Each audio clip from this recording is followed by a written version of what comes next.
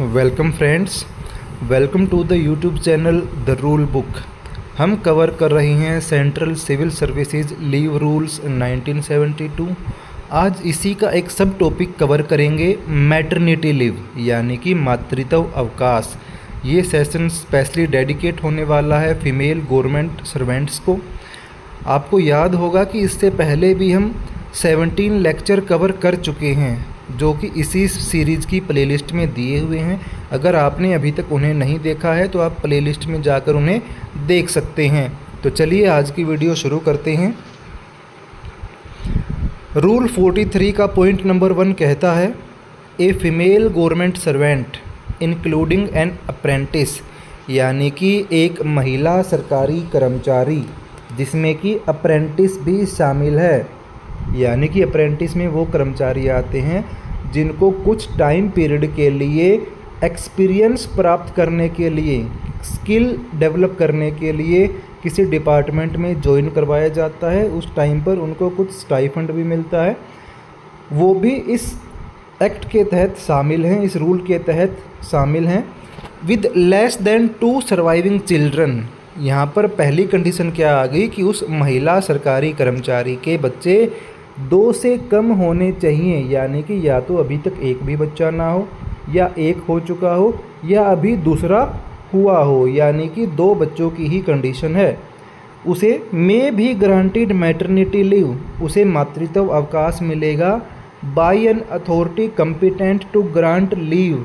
जो competent authority है उसे छुट्टी देने के लिए वो देगी उसे for a period of 180 days, 180 दिन की maternity leaves for the date of its commencement, जब से इसकी छुट्टियों का पहला दिन शुरू होगा वहाँ से काउंट करके टोटल 180 डेज़ की छुट्टियाँ उस फीमेल गवर्नमेंट सर्वेंट को मिलेंगी।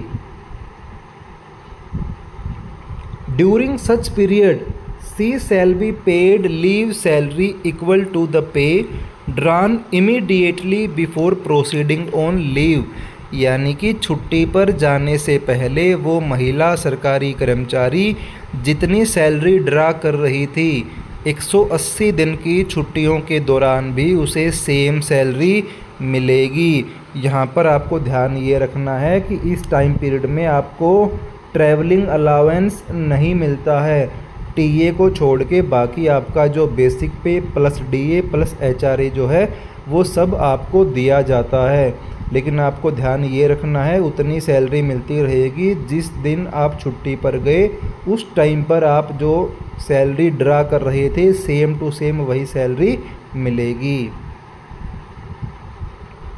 In the case of a person to whom Employees State Insurance Act 1948 applies, यदि किसी महिला सरकारी कर्मचारी के ऊपर Employees State Insurance Act 1948 लागू होता है तो उस महिला सरकारी कर्मचारी को the amount of leave salary payable under this rule shall be reduced by the amount of benefit payable under the said act for the corresponding period. ये जो टोटल 180 दिन की आपकी छुट्टियां हैं, इस 180 दिन के अंदर अगर आप किसी भी एम्प्लॉयज़ स्टेट इंश्योरेंस एक्ट 1948 से कोई फंड या कोई बेनिफिट प्राप्त करते हो तो आपकी सैलरी में से उतनी ही अमाउंट को माइनस करके तब आपको सैलरी दी जाएगी। सपोज़ करिए, मैं एक एग्जांपल से आपको समझाने की कोशिश करता हूँ। कोई महिला कर्मचारी जब वो मैटरनिटी लीव पर जाती है उस टाइम पर उसकी टोटल सैलरी हम फॉर एग्जांपल मान के चलते हैं 14,000 है।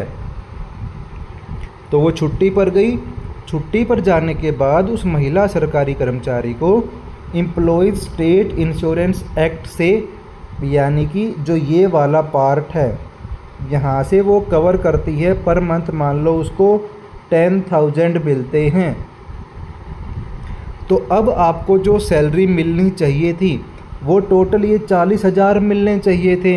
लेकिन क्योंकि आपने 10,000 उस एम्प्लॉयज़ स्टेट इंश्योरेंस एक्ट से बेनिफिट ले लिया, इसीलिए इस बेनिफिट को आपकी इस वाली सैलरी से माइनस कर दिया जाएगा। ये 10,000 आपकी यहाँ से माइनस हो जाएंगे। अब आपको जो सैलरी मिलेगी वो आपकी 30,000 होगी। ध्यान रखना, ये पॉइंट केवल उन कर्मचारियों के लिए बता रहा हूँ जो एम्प्लॉयज़ स्टेट इंश्योरेंस एक्ट में कवर हो रहे हैं। जो इस एक्ट में कवर नहीं होती, जो महिला कर्मचारी हैं, मैटरनिटी पे जाती हैं, तो उनको अपनी पूरी सैलरी मिलेगी। रूल 43 का पॉइंट नंबर 3 कहता है maternity leave not exceeding 45 days may also be granted to a female government servant irrespective of the number of surviving children during the entire service of that female government servant। यहाँ पर servant आना चाहिए था, misprint रह गया। In case of miscarriage including abortion on production of medical certificate, यानी कि कोई महिला सरकारी कर्मचारी जिसका किसी भी कारण से मिसकैरेज हो जाता है या फिर वो किसी भी मेडिकल अथॉरिटी द्वारा सर्टिफिकेट दिए जाने के बाद कोई ऐसी कंडीशन बनती है कि उन्हें अबॉर्शन करवाना पड़ जाता है कुछ मेडिकल कंडीशंस के कारण, इन दोनों चीज़ों में वो प्रोड्यूस करती है मेडिकल सर्टिफिकेट, चाहे वो केस मिसकैरेज का हो चाहे वो अबॉर्शन का हो, वो लेकर आएगी अपने साथ में मेडिकल सर्टिफिकेट। तो उस मेडिकल सर्टिफिकेट के आधार पर उसको 45 दिन तक की छुट्टियां दी जा सकती हैं और ये 45 दिन की छुट्टियां उसे पूरे इंटायर सर्विस, पूरी सर्विस के दौरान ले सकती है। ये नहीं कि एक बार 45 की ले ली, दूसरी बार फिर कोई इंसिडेंट हुआ तो दोबारा फिर 45 ले ली, नहीं, टोटल मिलाकर पूरी सर्विस में ही इस बेस पर 45 डेज़ की छुट्टी दी जा सकती है। अब इसमें कंडीशन क्या है, अब उसका बच्चा पहला है, दूसरा है या 2 से ज़्यादा भी है, इस मामले में बच्चों की काउंटिंग नहीं की जा रही कि कितने उसके सर्वाइविंग चिल्ड्रन हैं, यहाँ पर ये पॉइंट लागू नहीं होता है। आपको केवल 2 चीज़ें ध्यान रखनी है। पहला पॉइंट है कि पूरी सर्विस के दौरान इस टाइप में 45 डेज़ की मैटरनिटी लीव दी जा सकती हैं, और दूसरा पॉइंट ये है कि उसे मिसकैरेज या अबॉर्शन का मेडिकल सर्टिफिकेट अपने डिपार्टमेंट को देना पड़ेगा। मैटरनिटी लीव में B combined with leave of any other kind, यानी कि मातृत्व अवकाश को आप किसी भी प्रकार की अन्य छुट्टी के साथ कंबाइन कर सकते हो, यानी कि आप maternity plus EL, maternity plus HPL वगैरह आप ले सकते हैं।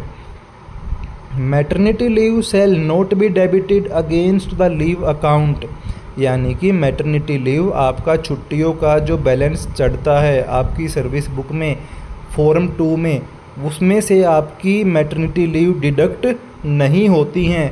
क्यों नहीं होती हैं? क्योंकि मैटरनिटी लीव आपके लीव अकाउंट में चढ़ती ही नहीं है। ये आपको केवल मेडिकल सर्टिफिकेट या बच्चा होने के टाइम पे जब आप मेडिकल अथॉरिटी से लिखवा कर देते हो तो आपको छुट्टियां दे दी जाती हैं, इनका आपकी सर्विस बुक में कोई रिकॉर्ड नहीं होता है, इसलिए ये वहाँ से डेबिट भी नहीं होंगी। रूल 43 का पॉइंट 6 कहता है in case of surrogacy, surrogacy से मैं मान के चलता हूँ ज़्यादातर लोग फैमिलियर होंगे। The surrogate as well as the commissioning mother with less than 2 surviving children may be granted maternity leave of 180 days in case either or both of them are government servants। देखो, surrogacy mother वो होती है जो किसी दूसरे दंपति का मतलब है हस्बैंड और वाइफ के बच्चे को, वो महिला सरोगेट मदर जो है वो उनके बच्चे को अपने गर्भ में पालती है और उसे जन्म देती है, तो वो सरोगेट मदर। और कमीशनिंग मदर असल में वो दंपति है, वो महिला है, वो वाइफ है जिसने अब वो बच्चा उसको मिलेगा बर्थ होने के बाद में, जो अपने गर्भ में पाल रही है वो तो है सरोगेट मदर, और बर्थ होने के बाद जिस महिला के पास वो बच्चा रहेगा वो रहेगी उसकी कमीशनिंग मदर। अगर इस केस में सरोगेट मदर और कमीशनिंग मदर अगर दोनों की दोनों ही सरकारी कर्मचारी हैं तो दोनों को, अगर उन दोनों में से कोई एक सरकारी कर्मचारी है तो उस एक को पूरी 180 दिन की छुट्टियां मैटरनिटी लीव मिलेंगी। एक है तो उसको 180 दिन, और दोनों अगर सरकारी कर्मचारी हैं तो दोनों को भी 180 दिन की छुट्टियां अलग अलग मिलेंगी। सरोगेट मदर का यहाँ पर मीनिंग है the expression surrogate mother shall mean the women who bears the child on behalf of the commissioning mother, यानी कि कमीशनिंग मदर के नाम पर जो महिला उसके बच्चे को अपने गर्भ में, यानी कमीशनिंग मदर के नाम पर कमीशनिंग मदर के बच्चे को कोई महिला अपने गर्भ में पालती है और बाद में उसको बर्थ देती है तो वो कहलाती है सरोगेट मदर। आई होप आपको पॉइंट सारे क्लियर हुए होंगे, कोई डाउट नहीं रहा होगा। कोई डाउट रहता है तो आप वीडियो को दोबारा से देख सकते हैं। अगर आप चैनल पर नए आए हैं तो चैनल को सब्सक्राइब ज़रूर करें। Thank you.